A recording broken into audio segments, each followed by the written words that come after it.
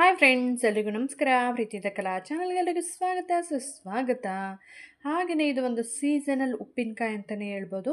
ಏನಂತ ಹೇಳಿದ್ರೆ, ಈಗ ಮಾವಿನಕಾಯಿ ಬರುತ್ತಲ್ಲ ಬೇಸಿಗೆ ಎಂಡಲ್ಲಿ, ಆಗ ಇದು ಅಮಟೆಕಾಯಿ ಅಂತ ಹೇಳ್ಬಿಟ್ಟು ಅದು ಸಹ ಈ ಕಾಲದಲ್ಲೇ ಬರುತ್ತೆ. ಅಂದರೆ ಮಾವಿನಕಾಯಿ ಉಪ್ಪಿನಕಾಯಿ ಹಾಕ್ತೀವಲ್ಲ, ಕಾಯಿ ಬರುತ್ತಲ್ಲ, ಅದೇ ಟೈಮಲ್ಲೇ ಅಮಟೆಕಾಯಿನೂ ಬರುತ್ತೆ.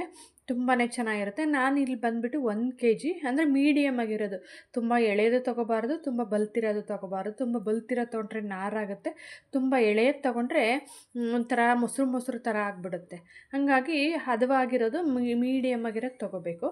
ಈಗ 1 kg ತೊಗೊಂಡು ನೀಟಾಗಿ ವಾಶ್ ಮಾಡಿ ಎಲ್ಲ ಒರೆಸ್ಬಿಟ್ಟು, ನೀರೆಲ್ಲ ಹಿಂಗೋ ಥರ ನೀರಿರಬಾರ್ದು, ಕೆಟ್ಟೋಗ್ಬಿಡುತ್ತೆ. ತೊಗೊಂಡು ಸಣ್ಣದಾಗಿ ಒಂದು 4 ಪೀಸ್ ಮಾಡ್ಕೊಂಡಿದ್ದೀನಿ. ಈ ಥರ ಹಂಗೇನೋ ಹಾಕ್ತಾರೆ, ಉಂಡೆನೂ. ನಾನು ಇಲ್ಲಿ ಬಂದುಬಿಟ್ಟು ಚೆನ್ನಾಗಿ ಉಪ್ಪು ಖಾರ ಮಸಾಲೆ ಎಲ್ಲ ಇಟ್ಕೊಳ್ಳಿ ಅಂತ ಹೇಳ್ಬಿಟ್ಟು ಹೀಗೆ ದೊಡ್ಡದಾಗಿರೋದನ್ನ 4 ಭಾಗ ಮಾಡಿದ್ದೀನಿ.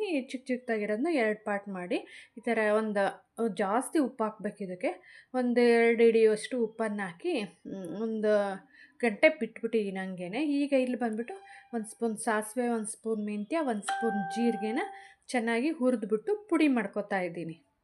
ನೀವು ಎಷ್ಟು ತೊಗೊಂಡಿರ್ತೀರೋ, ನಾನು ಈಗ 1 kgಗೆ 3 1 ಸ್ಪೂನ್ ತೊಗೊಂಡಿದ್ದೀನಿ. ನೋಡಿರಿ, ಈಗ ಬಂದುಬಿಟ್ಟು ಇದನ್ನು ಉಪ್ಪಿನಕಾಯಿ ಜಾಡಿಗೆ ಹಾಕಿದ್ದೀನಿ.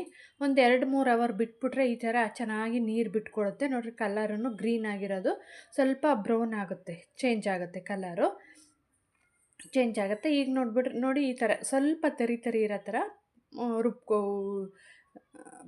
ಪುಡಿ ಮಾಡ್ಕೊಂಡಿದ್ದೀನಿ ಕಲ್ಲಲ್ಲೇ ರುಬ್ಬಿ. ಈಗ ಒಂದು ಹಿಡಿಯಷ್ಟು ಬೆಳ್ಳುಳ್ಳಿನ ಜಜ್ಕೊಂಡಿದ್ದೀನಿ. ನಾಟಿ ಬೆಳ್ಳುಳ್ಳಿನ ಸಿಪ್ಪೆ ಸಮೇತನೂ ಜಜ್ಕೊಂಡಿದ್ದೀನಿ. ನೀವು ಯಾವುದೇ ಬೆಳ್ಳುಳ್ಳಿ ಆಗಲಿ ಸಿಪ್ಪೆ ಸಮೇತನೂ ಹಾಕಿ ಚೆನ್ನಾಗಿರುತ್ತೆ. ನಾನಿಲ್ಲಿ ಕಡಲೆಕಾಯಿ ಎಣ್ಣೆನ ಹಾಕ್ಕೊಂಡಿದ್ದೀನಿ. ಅದಕ್ಕೆ ಸ್ವಲ್ಪ ಸಾಸಿವೆ, ಮೆಂತ್ಯ, ಸ್ವಲ್ಪ ಹಿಂಗು ಹಾಕ್ಕೊಂಡಿದ್ದೀನಿ. ಎಣ್ಣೆನ ಬಿಸಿ ಮಾಡಿ ಅದು ಸ್ವಲ್ಪ ತಣ್ಣಗಾಗಕ್ಕೆ ಬಿಟ್ಟಿದ್ದೀನಿ. ಈಗ ಬಂದುಬಿಟ್ಟು ಅಚ್ಕಾರದ ಪುಡಿ, ಅರಿಶಿನ, ಬೆಲ್ಲನ ತೊಗೊಂಡಿದ್ದೀನಿ.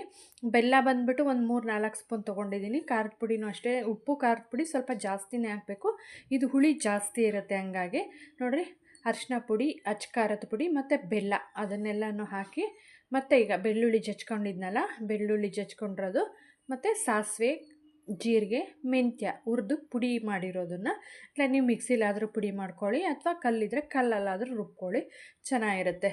ಈಗ ಎಣ್ಣೆ ಬಿಸಿ ಮಾಡಿ ಅದಕ್ಕೆ ಸಾಸಿವೆ, ಮೆಂತ್ಯ, ಹಿಂಗು ಒಗ್ಗರಣೆ ಹಾಕಿದ್ನಲ್ಲ, ಇದನ್ನು ಸಹ ಜೊತೆಗೆ ಸೇರಿಸ್ಬಿಟ್ಟು ಚೆನ್ನಾಗಿ ಮಿಕ್ಸ್ ಮಾಡ್ಕೊಂಬಿಡ್ಬೇಕು. ಮಿಕ್ಸ್ ಮಾಡಿಕೊಂಡ್ರೆ ಸೂಪರಾಗಿರ್ತಕ್ಕಂಥ ಒಂದು ಅಮಟೆಕಾಯಿ ಉಪ್ಪಿನಕಾಯಿ ರೆಡಿಯಾಗುತ್ತೆ.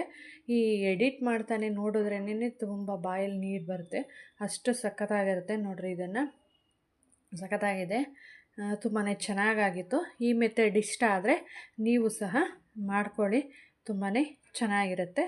ಈ ಥರ ಮಾಡ್ಕೊಂಬಿಟ್ಟು ಒಂದು ಗ್ಲಾಸ್ ಕಂಟೈನರ್ಗೆ ಹಾಕಿ ಏರ್ಟೈಟ್ ಕಂಟೈನರ್ಗೆ ಮುಚ್ಕೊಂಡ್ಬಿಡ್ಬೇಕು. ಹೇಗಿತ್ತು ಕಮೆಂಟ್ಸ್ ಮಾಡಿ. ಇಷ್ಟ ಆದರೆ ಒಂದು ಲೈಕ್ ಮಾಡಿ, ಶೇರ್ ಮಾಡಿ, ಸಬ್ಸ್ಕ್ರೈಬ್ ಮಾಡಿ. Thanks for watching.